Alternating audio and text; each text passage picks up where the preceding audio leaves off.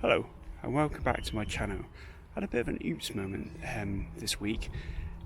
For some reason I was just messing around with my twin lens reflex camera that I bought earlier this year, and I opened the back and then realised stupidly that there was film in it from when I last used it back in July. So I quickly closed it up and I thought I'd come out today, finish the roll of film and develop it at home, and then I can see what damage or what photos are left basically because it was exposed to light.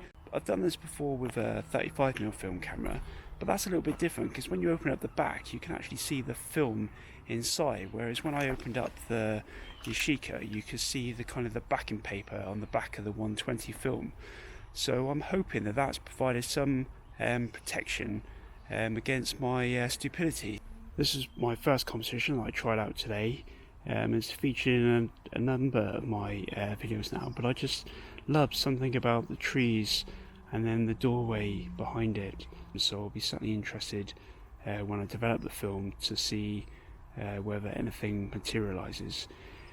I hope in a way it does, because when I took this scene initially I had some great golden light on the tree trunks, which will add a bit more contrast and interest to the image. So I'll move on now and see what else I can shoot today.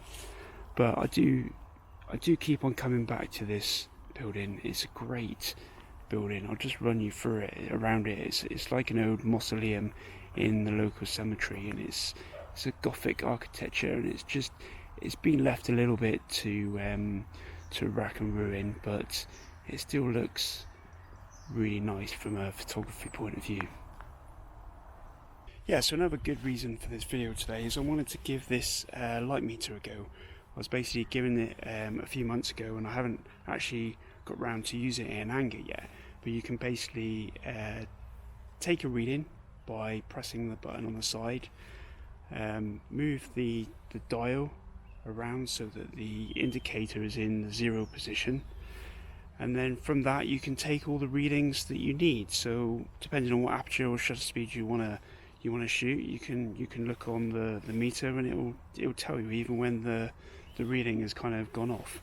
So yeah, I'm looking forward to using that, and hopefully if the images from my Yashica come out alright, then yeah, I'm looking forward to seeing what they look like. So yeah, the light's fading now, so let's crack on and I'll see if I can find enough compositions to finish the film today. So see you in a bit. So I don't expect that this is going to work that well.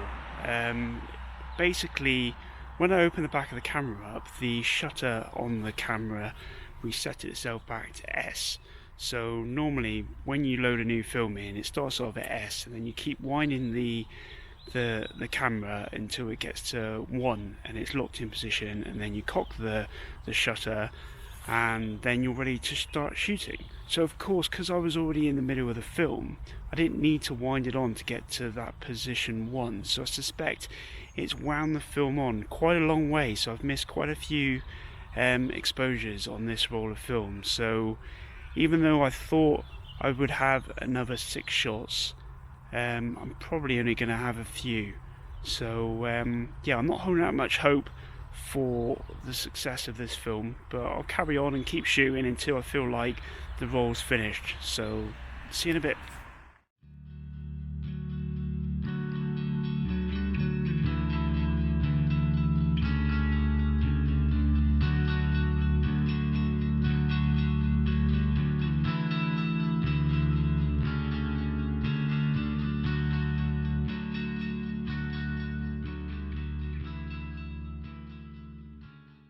Right, I'm back in the office. As you can see from the B-roll, I've taken the film out of my Yashica and I've already developed it in the lab box.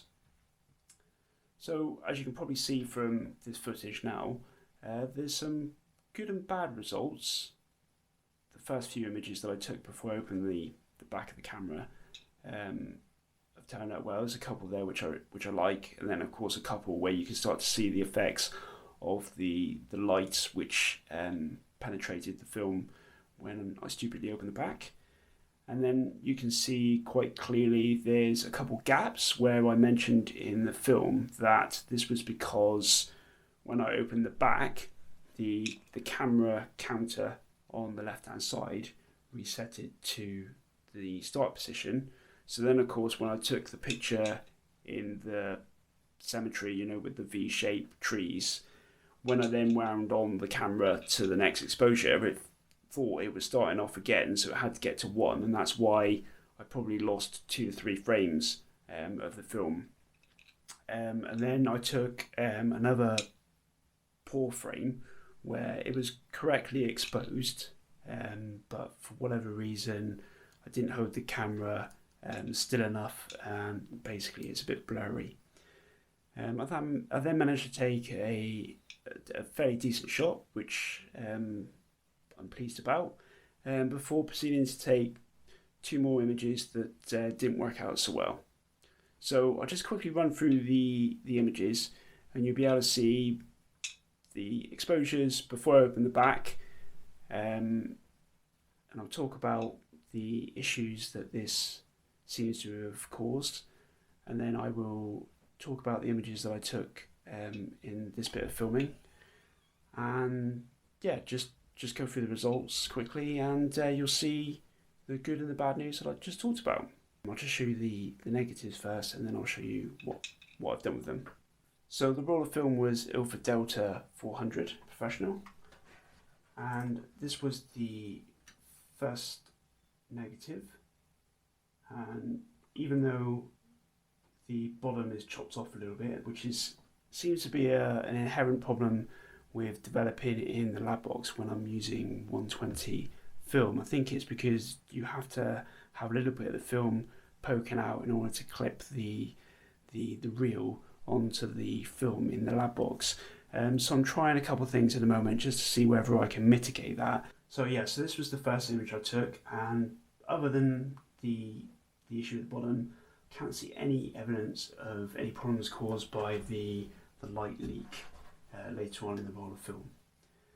Moving on to the second image, it's an image I took, again, it's Sturminster Newton Mill in Dorset, and again there doesn't seem to be any issues with light, so that's at least 2 images that I managed to get out of this roll unaffected. Things start to go downhill on -3.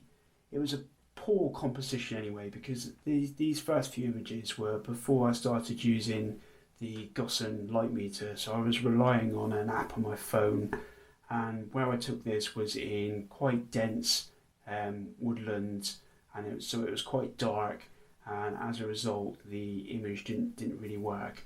But when you see the inverted negative in a little bit, you can start to see here, certainly down the bottom of the image, where light from when I open the camera has affected the image.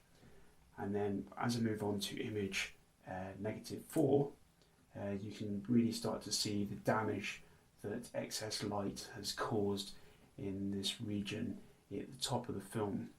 And then also when you zoom in, you can start to see speckles of where light has obviously come through the backing paper and then affected the film.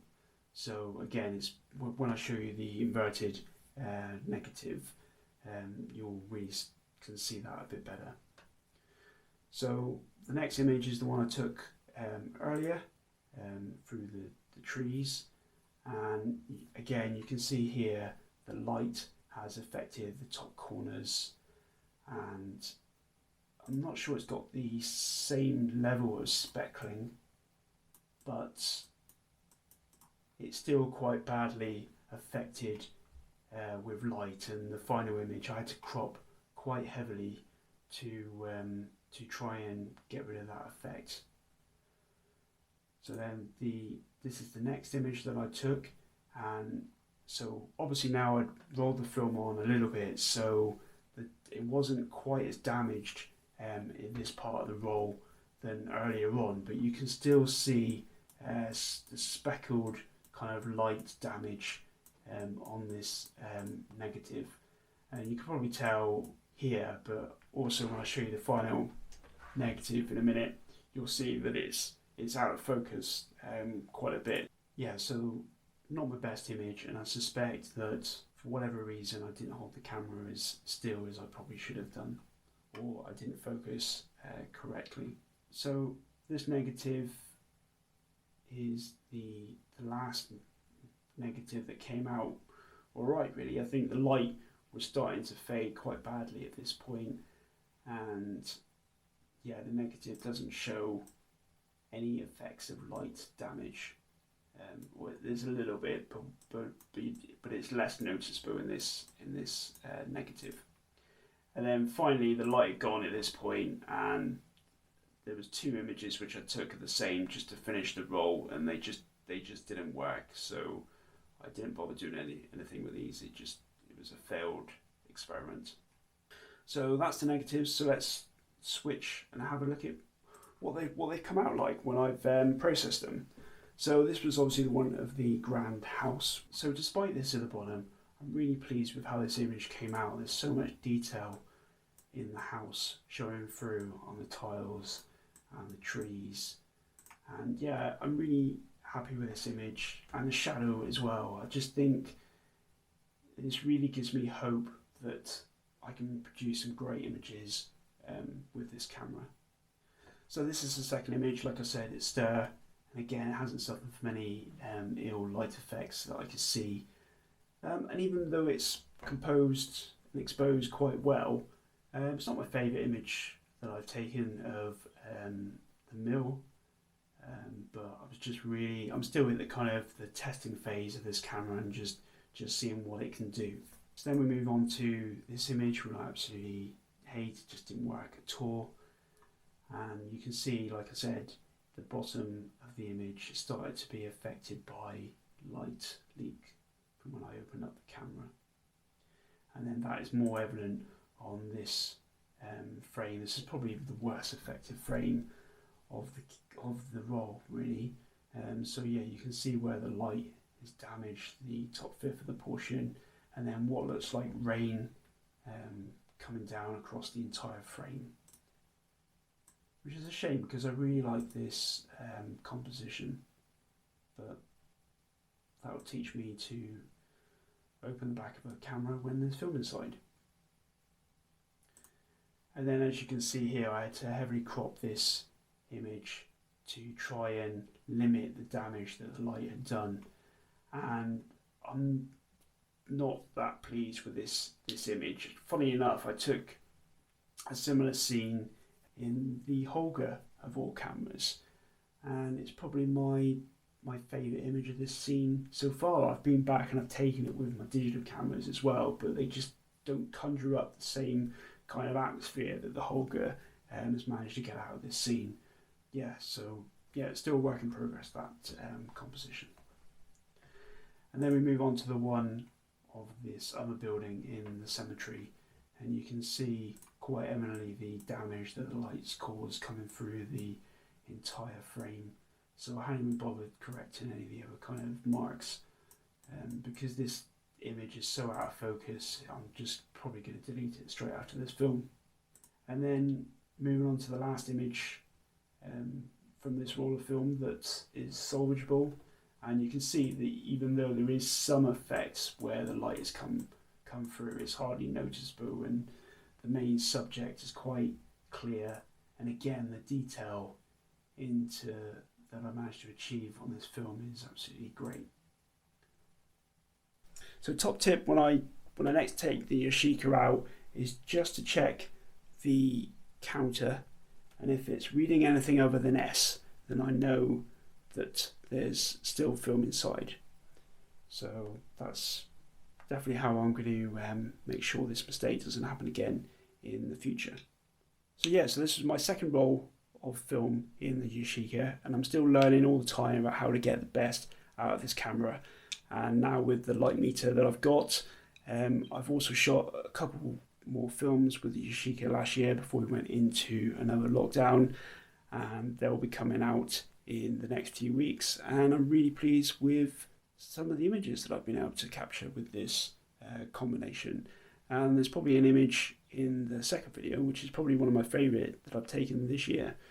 So thanks for watching, bye for now.